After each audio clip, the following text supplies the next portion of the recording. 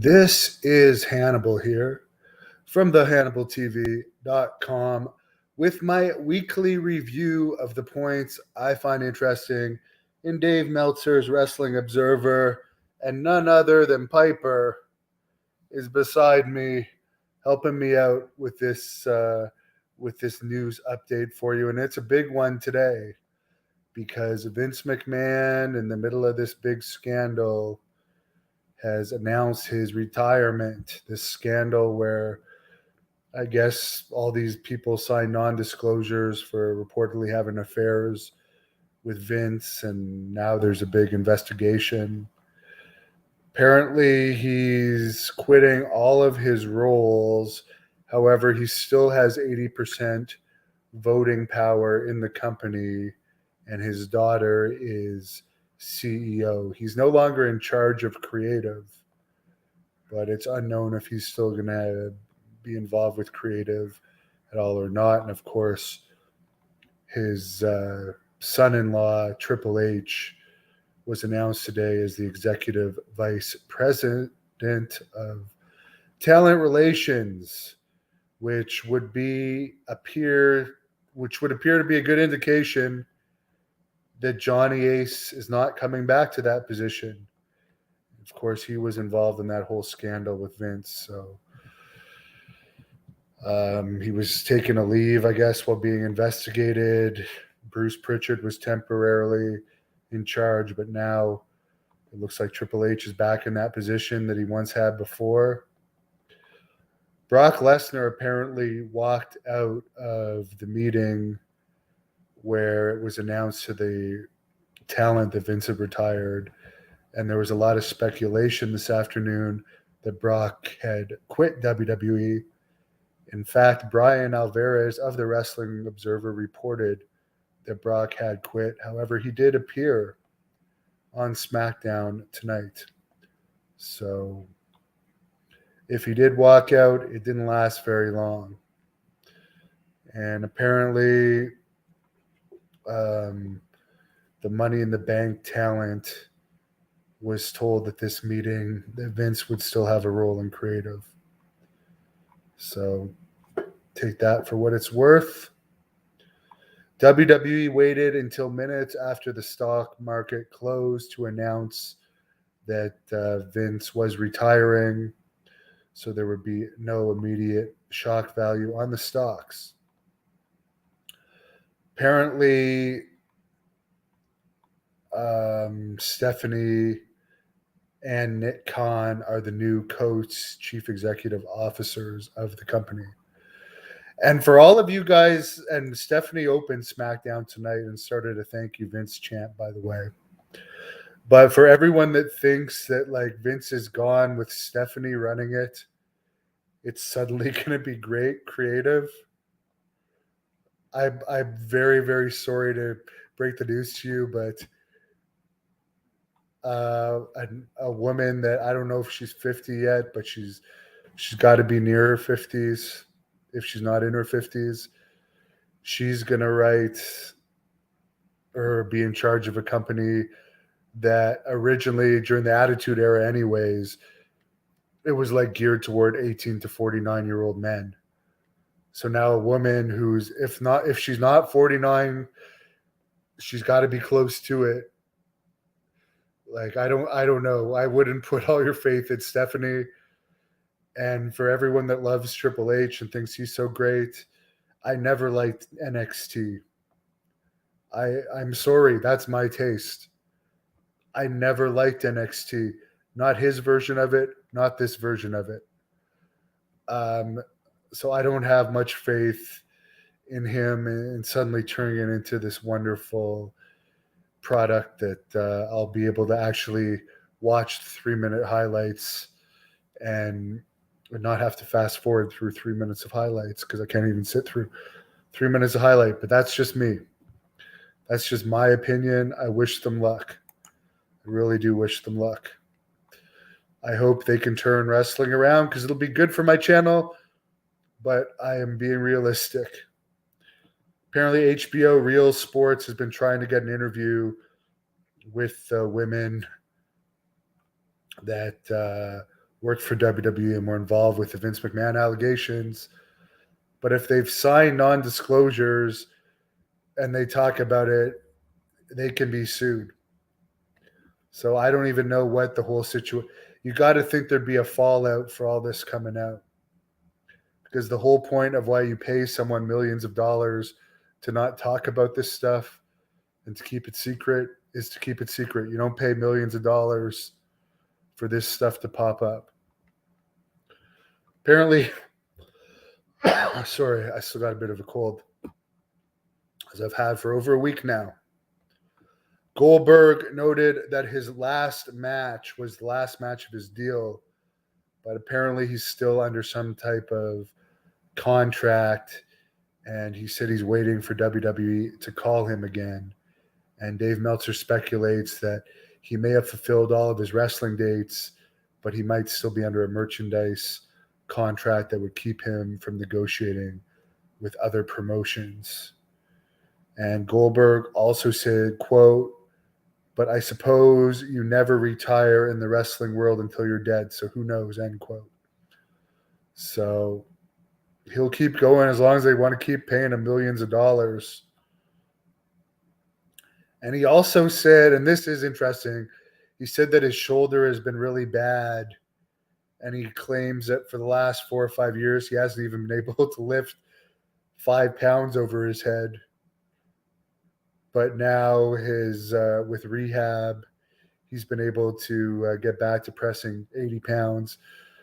Meltzer points out, and I do agree with Dave Meltzer on this, if he couldn't press 5 pounds over his head, how could he look like he did? Like, that doesn't even make any sense. Even if you were taking all the steroids in the world, if you couldn't press 5 pounds, there's no way you could have bulging shoulders like he has. So that was a little bit weird. Ric Flair says he has plantar fasciitis in his foot. And other than that, that's the only thing that's bothering him. And apparently that impacts the connective tissue that support the arches of the feet. And he noted he's in a lot of pain from this. Apparently, the floor level at the Nashville Auditorium, where Flair's last match is going to be, has probably about 7,000 tickets out right now, which isn't bad for today. That's better than a lot of, if not most, WWE and AEW shows, actually. And that includes TV tapings. Brandy Rhodes, who's 39 now, says she's training for a return to the ring. AEW did a 0.32 rating this week from Duluth, Georgia. They had 5,100 paid. Sorry. Raw did a 0.46 rating. And that was from Tampa. And it was nearly 8,000 fans. Rampage did a 0.14 rating. I believe they taped it in the same place where they taped Dynamite the previous week. Smackdown did a 0.47 rating from Orlando with about 7,700 paid. NXT did a 0.13 rating. Tony Khan talked about the Ring of Honor deal and says that they've been in talks with Warner Brothers Discovery about a TV show, but there's no deal made yet. And he's not sure if they would tape at arenas or at the sound stage like they do for the AEW Dark Show if they were to get Ring of Honor a television deal. And Meltzer points out that the Ring of Honor pay-per-view that Tony Khan is putting on is going to be streaming on Bleacher Report rather than Fight TV or other U.S. streaming services. And Bleacher Report is a Warner Brothers Discovery service. So that shows that they might be trying to help strengthen that relationship. And apparently Tony Khan said he would expand the Ring of Honor roster if they can get a TV deal confirmed. He said Colt Cabana would be on the next Ring of Honor event. He didn't talk about the situation with why Cabana has been pulled from AEW television, but it has to do with CM Punk and politics, because we all know there's lots of politics in wrestling. Tony Khan also said that the Briscoes have signed an exclusive deal with Ring of Honor, and Meltzer points out that he finds that noteworthy because they weren't allowed on an AEW TV because Warner Brothers Discovery knew about remarks that one of them said in a tweet back in 2013 where he said, quote, he would effing shoot anyone who taught his kids there was nothing wrong with same-sex marriage, end quote. And apparently that tweet kept them from getting signed by WWE, who were interested in them at the time. I haven't seen much of them, but they have a good look, and I've never met them. So I have no opinion on them. I don't even think I've seen one of their shoot interviews because I've never really been interested in Ring of Honor wrestlers. Tony Khan says that people signed to Ring of Honor will be allowed to work approved independent events the way AEW wrestlers are. Apparently, both WWE and AEW made offers to buy Ring of Honor. However, WWE just wanted their tape library. Bobby Fulton of the Fantastics, and I'm sorry to hear this. He may be watching this because I do work with him. And he's got the shingles, which I guess has spread to his eye, which just sounds absolutely terrible. God bless him, man. He's been through hell. Santana from AEW needs reconstructive knee surgery. Will be out for about 8 months. Apparently, the injury Andrade has had is inflammation in his ankles. We'll be back in a few weeks.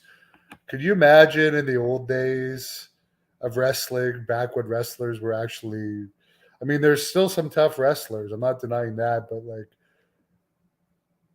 it's not like these guys wrestle 7 days a week and they make a fortune. And it's like, oh, my ankles are a little bit inflamed. I'm not going to wrestle tonight for the 1 day a week I have to wrestle. I mean, I amateur wrestled with a torn meniscus in my knee. Anyways, I just find that funny. And as I said previously, having him and Ric Flair's retirement tag team match actually turns me off of the match because I just find him incredibly boring. Chris Jericho suffered a broken nose in his barbed wire match versus Eddie Kingston this week. Paul White, who's 50 now, said Tony Khan has purchased the rights to his Captain Insano character that he played in the movie Waterboy. When he makes a comeback, he's going to be playing that character in AEW. However, he's injured right now. WWE has invested in the Premier Lacrosse League. Nothing new about Gable Stevenson. They were saying he was going to be drafted to Raw, and he appeared at WrestleMania, but he hasn't appeared yet. And no news on if he's going to continue with amateur wrestling or what. Who knows? There's a ton of comments on here. I'll try to get through some of them. That's the main news, guys. Mike Piper's right beside me. I'm petting her right now. She's tired. I'm petting her with this hand. Victor Murphy checking in from San Diego, California. Jesus, what's up? I've been working a lot today, and I'm going to do some yoga in a bit and maybe edit some more. Frank, Vince will still be pulling the strings. Yes, he will. It's his family in it. And as I said, really, do you guys honestly think that Stephanie McMahon will like make this product the product that kids are going to want to watch again, teenagers. I mean, there's maybe it'll change, but there's still very few women that like wrestling, and if you look at the crowds, particularly in AEW, there's proof of that. And I don't know. I don't know if a woman of her age is going to turn the company around to make it like it was in the Attitude Era or the eras that were more entertaining than the last 20 years have been since they've gone public. And we can call this the corporate era, where it's very corporate. But good luck to them. But I don't plan on. I got better things to do with my time, and I try and keep myself as happy as possible.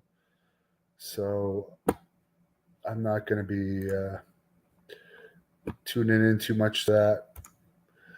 Hey Zeus, you're never going to see Blood Hunter versus Killer Cross because the Blood Hunter is having his last match on September the 3rd in Petawawa, Ontario.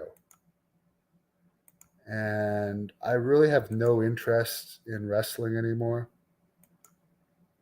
Thank you for the people telling me she's 45. I am going to pull out a hell of a match for this event.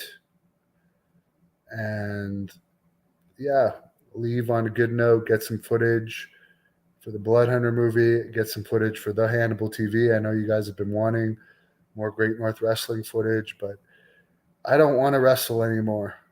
I got other stuff that makes me happy in life. And as I said, it's not that when I wanted to be a wrestler, I was a fan of the 80s and 90s wrestling. That's what I was passionate about. That's what I loved. And I actually got to work with many of the stars from the 80s and 90s over the years that I grew up idolizing, and I still interview a lot of them. So I'm living my dream in a different way. But the wrestling of today is not something I really care for or want to be. I'd rather work from home, be with my dog, and I don't like traveling that much. Anyways, a lot of you guys agree with me. Joe Dirt is a big fan of Vince McMahon. And yeah, I'll end this by saying, if you live in the Ottawa area, tickets are at ticketweb.ca. There's going to be women matches on this card, and it's really going to be worth the trip. It's going to be our only event of 2022.